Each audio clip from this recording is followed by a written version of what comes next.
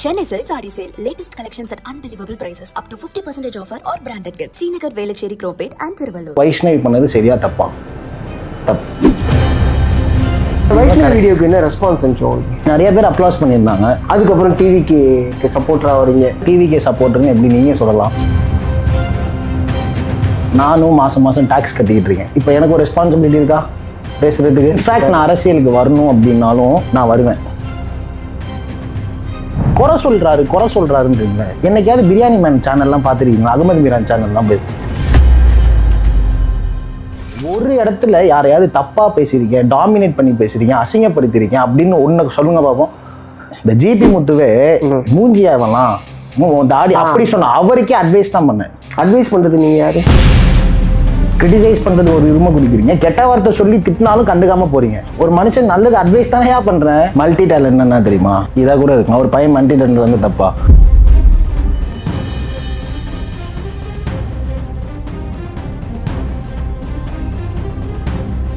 Ten tax வியூஸ்க்கு வணக்கம். இனி நம்ம கூட கார்த்திக் குமார் தான் இருக்காங்க. வணக்கம். வணக்கம். எப்படி இருக்கீங்க? நல்லா இருக்கேன். ஒரு மாடலாக அடுத்து வந்து ஸ்பிரிச்சுவலாக காமிச்சிங்க, அதுக்கப்புறம் மோட்டிவேஷனல் ஸ்பீக்கராக காமிச்சிங்க, அதுக்கப்புறம் வந்து கரண்ட் அஃபேர்ஸ் அட்ரஸ் பண்ணக்கூடியவராக காமிச்சிங்க, அதுக்கப்புறம் டிவிக்கு சப்போர்ட்டராக வரீங்க. ஸோ இதுமாரி ஒரு மல்டி டேலண்ட் என்ன தெரியுமா? இதாக கூட இருக்கும். ஒரு பையன் மல்டி டேலண்ட் வந்து தப்பா? ஃபிட்னஸ்லேயும் நான் கரெக்டாக பண்ணியிருக்கேன், பாடி பில்டிங் பண்ணுறப்பையும் நான் கரெக்டாக பண்ணியிருக்கேன், மாடலிங் பண்ணுறப்பையும் கரெக்டாக பண்ணியிருக்கேன், மோட்டிவேஷனல் கொடுக்குறப்பையும் நிறைய பேரை வந்து என் ஸ்பீச் நான் அட்ராக்ட் பண்ணியிருக்கேன். டிவி கேக்கு நீங்கள் தான் சப்போர்ட்டர்னு சொல்கிறீங்க. நான் வந்து ஒரு நபராக எடுத்து பேசினேன். என்கிட்ட ஓட்டர் ஐடியே இல்லை, நான் தெளிவாக சொல்லியிருக்கேன். இந்த வருஷம் தான் என்னோட ஃபஸ்ட்டு ஓட்டு. நான் எந்த ஒரு மீனிங்கில் சொல்லியிருந்தேன் அப்படின்னா, அந்த அரசியலை பற்றி ஏன் நான் சொன்னேன்னா, இப்போ எனக்கு ஒரு பையன் இருக்கான், நானும் மாதம் டாக்ஸ் கட்டிக்கிட்டு இருக்கேன். இப்போ எனக்கு ஒரு ரெஸ்பான்சிபிலிட்டி இருக்கா பேசுகிறதுக்கு?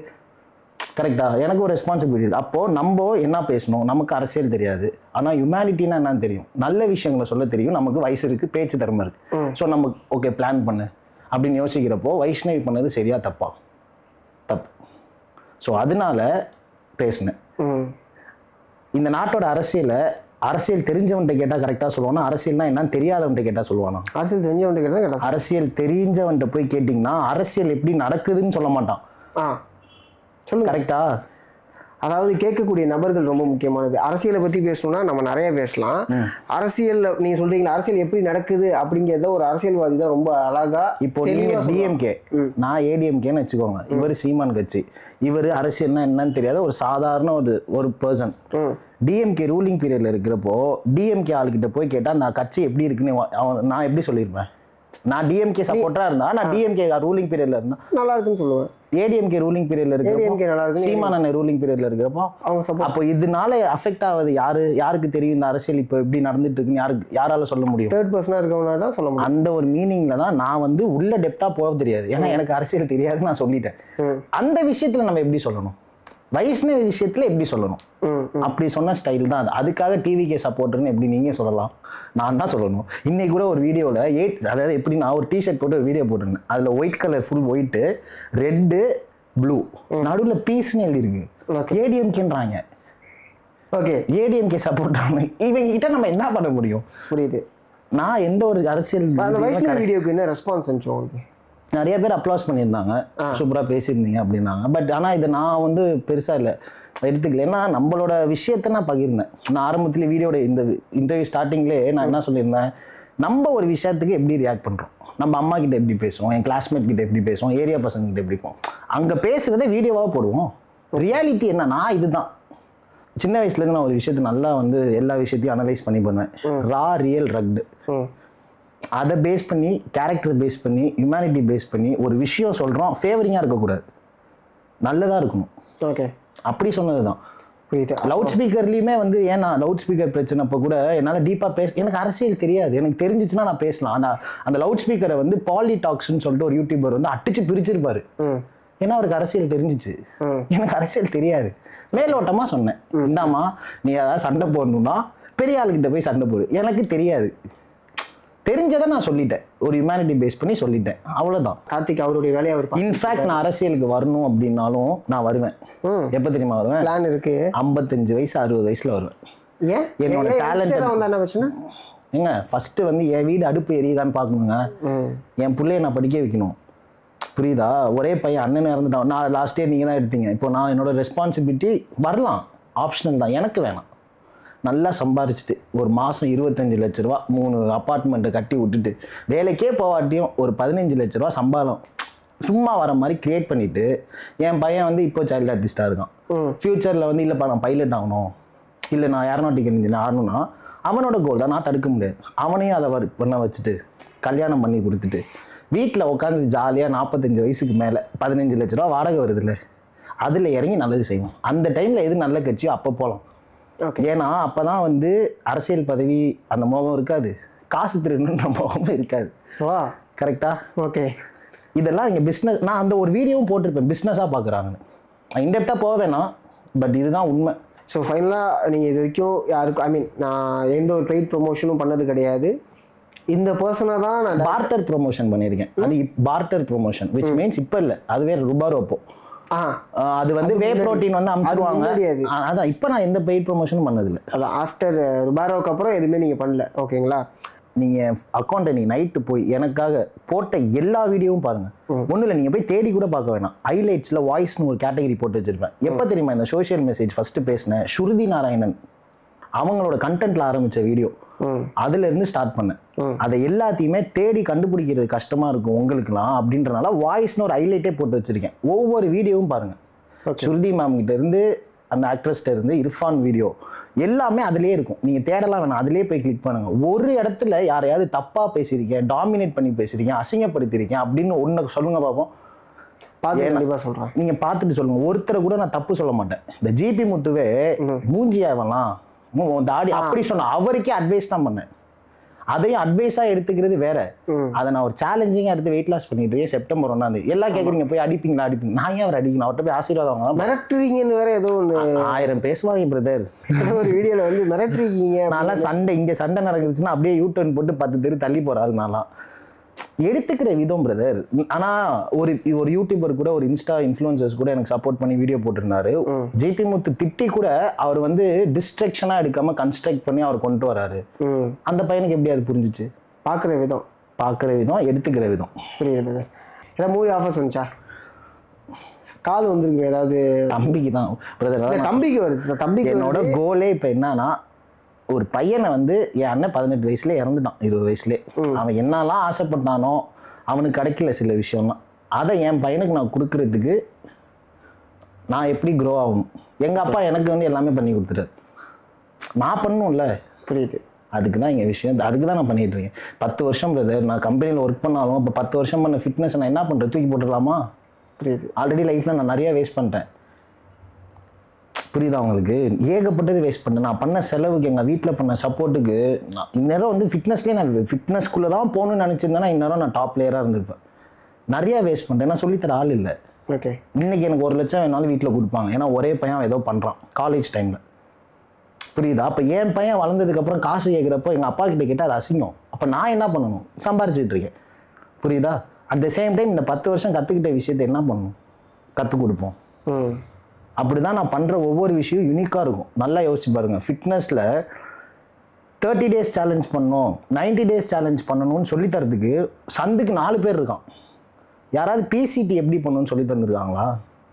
பாடி பில்டிங் என்ஹான்ஸ்டு ஸ்டெராய்ட் போடுறவங்க 100% கற்றுக்க வேண்டிய ஒரு விஷயம். ஓகே. அது எல்லாருக்கும் தேவைப்படாதான்றது நெக்ஸ்ட்டு. ஆனால் அப்படி ஒன்று இருக்குன்றது ரொம்ப பேருக்கு தெரியாது. அதை சொல்லி கொடுப்போம். அப்படி தான் ஆரம்பிச்சது இந்த ஜனவரி மந்த்லேருந்து. ஏன்னா நானே போன வருஷம் ஸ்டெராய்டு எடுத்துகிட்டு இருந்தேன்.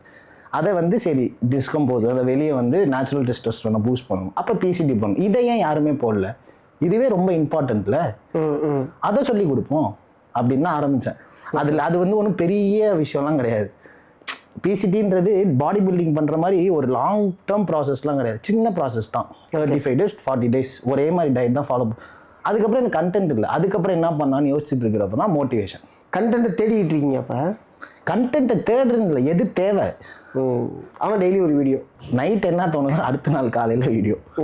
அதான் டெய்லி ஒரு வீடியோன்றது மாதிரிலாம் வர. முன்னாடி தான் மோட்டிவேஷன்ஸ் போட்டுட்டு இருந்தேன். இப்போ ஓயோவில் மறுபடியும் ரீஜாயின் பண்ணனால கொஞ்சம் ஒர்க் லோட் அதிகம். ஓகே. அதனால எதை கரெக்டாக பேசினா கரெக்டாக இருக்கும். இந்த விஷயத்துக்கு நம்ம வாய்ஸ் அவுட் கொடுக்கலாமா? நான் சொல்லிட்டு கண்டென்ட் கிரியேட்டர் இல்லை.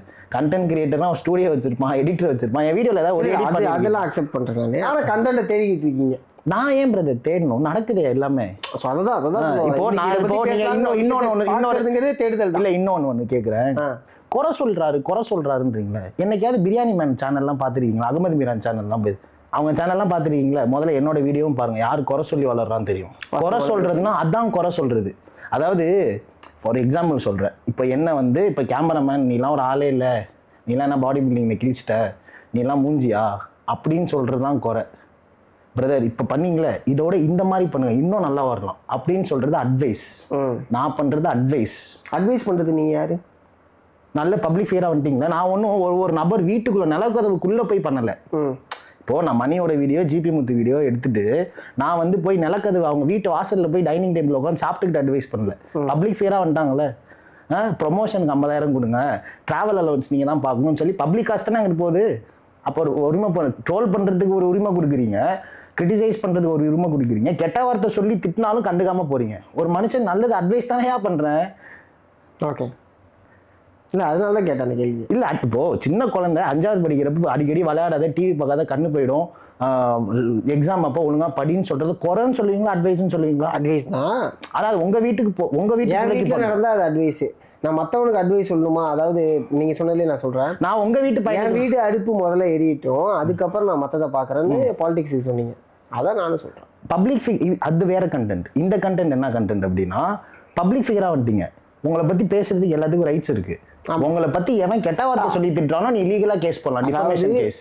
நானே ஒரு வீடியோ போட்டேன், அப்ப நீங்க என் ஃபீட பார்க்கல, போ ஒரு வீடியோ போட்டிருக்கேன். என்ன வீடியோ போட்டிருக்கேன்? பார்க்காம தான் அத்தனை கேள்விகள் நான் கேட்டேன். ஒரு வீடியோ போட்டிருப்பேன், அந்த வீடியோ போட்டிருந்தா நீங்க இந்த கேள்வி பார்த்துருந்தா நீங்க கேட்க மாட்டேன். என்ன சொல்லியிருந்தேன்னா, ஒரு காமன் பப்ளிக்கான ஒரு ஆளுங்கள ஒரு போட்டோவை அவங்க பெர்மிஷன் இல்லாம யூஸ் பண்ணாதான் அஃபென்ஸ். ஆமா, அதே பப்ளிக் ஃபிகர் ஆனதுக்கு அப்புறம் ஒரு போட்டோவை யூஸ் பண்ணி நீங்க என் பேர்லாம் யூஸ் பண்ணக்கூடாது அப்படின்னு சொல்றதுக்கு ரைட்ஸ் கிடையாது. அதே பப்ளிக் ஃபிகரோட போட்டோவை யூஸ் பண்ணி தப்பான வார்த்தைகள் சொல்லி டிஃபமேஷன் கேஸ். இப்போ என்ன பத்தி ஏதாவது கண்டென்ட்ல போட்டா நான் அப்படியே லிங்க் எடுத்து சைபர் கிரைம்ல கொடுக்கலாம். ஆனா என்ன கிரிட்டிசைஸ் பண்றாங்க, சிட் ஃப்ரீக்வன்சி மேல என்னால போட முடியாது, ஏன்னா பப்ளிக் ஃபிகர் ஆயிட்டோம். ஸோ எனக்கு ரைட்ஸே இல்லை. ஸோ அதனால தான் நான் சொன்னேன், எல்லாத்துக்கும் நான் பதில் சொல்லணும்னு அவசியம் கிடையாது. ஸ்டாண்டர்டான ஆளுங்களுக்கு பதில் சொல்கிறோமா, சிட் ஃப்ரீக்வன்சி ஏன் பெருசாக சொல்கிறேன்னா, நானே இன்ஸ்பயரான ஒரு பொண்ணு. ஓகே, ஸோ அவங்களுக்கு பதில் சொல்ல எனக்கு பிடிச்சிருக்கு. அதுவும் கொடுக்கலாமா கொடுக்கக்கூடாதா நான் தான் டிசைட் பண்ணும். நான் கொடுக்கணும்னு ஆசைப்படுறேன் அந்த பொண்ணுக்கு, அதனால கொடுக்குறேன். இந்த வேற சின்ன சின்ன கிரியேட்டர்ஸ்க்குலாம் நான் கொடுக்கணும்னு அவசியம் இல்லை, இதுக்கே பதில் வந்துடும். ஓகே, வைஷ்ணவியோடைய இஷ்யூவை பற்றி நீங்கள் முன்னாடி உள்ள இது பேசுனீங்க. ஆனால் வைஷ்ணவிக்கு அதுக்கப்புறம் வந்து அவங்கள பற்றி தப்பான மீம்ஸாக வர்றது, இதுக்காக வந்து வைஷ்ணவி வந்து டிவிகே மேலேயும் விஜய் மேலேயும் கேஸ் கொடுத்தோம். இதை நீங்கள் எப்படி பார்க்குறீங்க? ஆஸ் அ கேர்ளாக அவங்க பண்ணது கரெக்ட். ஆனால் விஜய் மேலே ஏன் கொடுக்கணும்னு எனக்கு தெரியல. ஓகே, அந்த மீம் யார் போட்டாங்களோ அவங்க மேலே கொடுக்கணும், பேஜஸ் மேல கொடுக்கணும். அதுவும் அட் த சேம் டைம் அது டிவிகேவோட பேஜ் உங்களுக்கு எப்படி தெரியும்? வெரிஃபைட் அக்கௌண்ட் இருந்துச்சா? தமிழக வெற்றி கழகம்னு ஒரு பேஜ் இருக்கு அஃபிஷியல். இங்க இருந்து அங்க வரும்போது திட்டினாங்களே, சோ அதனால இவங்க 1 மினிட் நான் சொன்னேன் 48 குரூப் 1 அவங்க பண்ணியிருந்தா, நான் தான் சொன்னேன் ஒரு அக்கௌண்ட்ல 8 லாகின் பண்ணலான்னு. ஓகே, என்னோட ஒரு பேரை வச்சுட்டு நானே பண்ணியிருந்தா, நீங்க பண்ணியிருந்தா, லாஜிக்கா புரியுதா பிரதர் உங்களுக்கு? சின்ன பொண்ணு புரியுதா? விஜய் அண்ணன் வந்து அது பேர் என்ன ப்ரோ சொல்லுவாங்க, நோட்டீஸா சம்திங், அது தமிழில் ஒரு வேர்டு, அது என்ன சொல்லுவாங்க? அறிக்கை விடுவாங்களா? அறிக்கை ஏன் விடணும்? நான் தெரியாமல் கேட்குறேன், ஏன் விடணும்? விஜய் அண்ணன் ரிப்ளை பண்ணுற அளவுக்கு இந்த பொண்ணு டிசைனிங் கிடையாது.